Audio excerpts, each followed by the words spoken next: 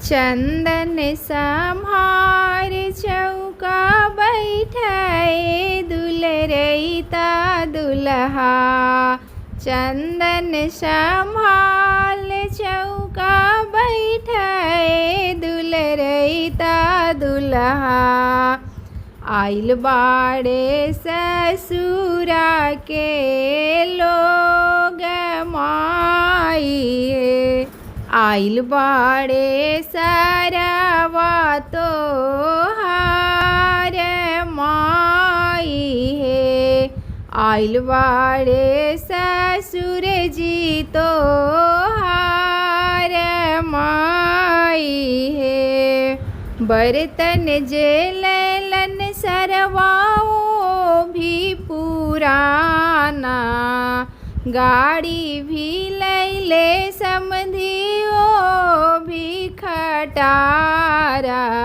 आइल बाड़े ससुरा के लोग माई है। आइल बाड़े ससुरा के लोग माई है। चंदन सम्हाल चौका बैठाए दुलरैता दुल्हा। चंदन सम्हाल चौका बैठाए दुलरैता दुल्हा। आइल बाड़े सरवा तो हार माई है। आइल बाड़े सरवा तो हार माई है। पूछेंगे तुमसे सवाल दुलरैता दुल्हा।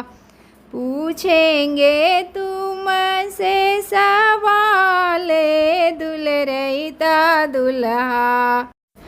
हंसी के देना तुम जवाब माई है।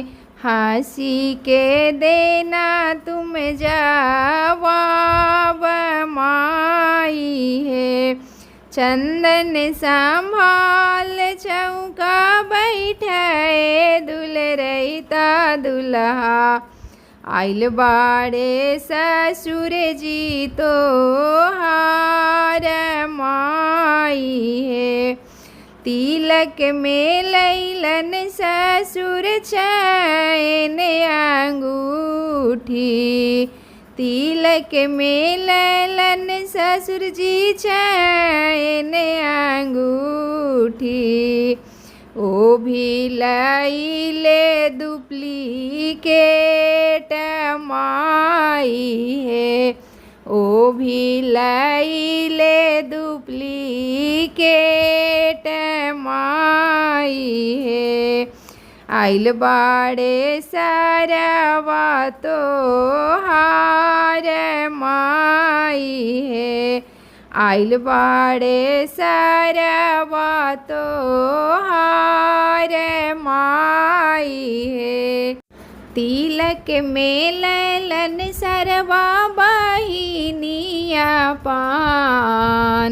संघवा में लैलन सरवा बहिनिया पान। नाच करावत हमारे आंगन माई है। नाच करावत हमारे आंगन माई है। तिलक में बहिनी नचैलन दुलरैता सरवा। आइल बाड़े ससुरा के लोग माई है। आइल बाड़े ससुरा के लोग माई है। चंदन सम्हाल चौका बैठाए दुलरैता दुल्हा। आइल बाड़े ससुरा के लोग माई है। आइल बाड़े ससुरा के लोग माई है।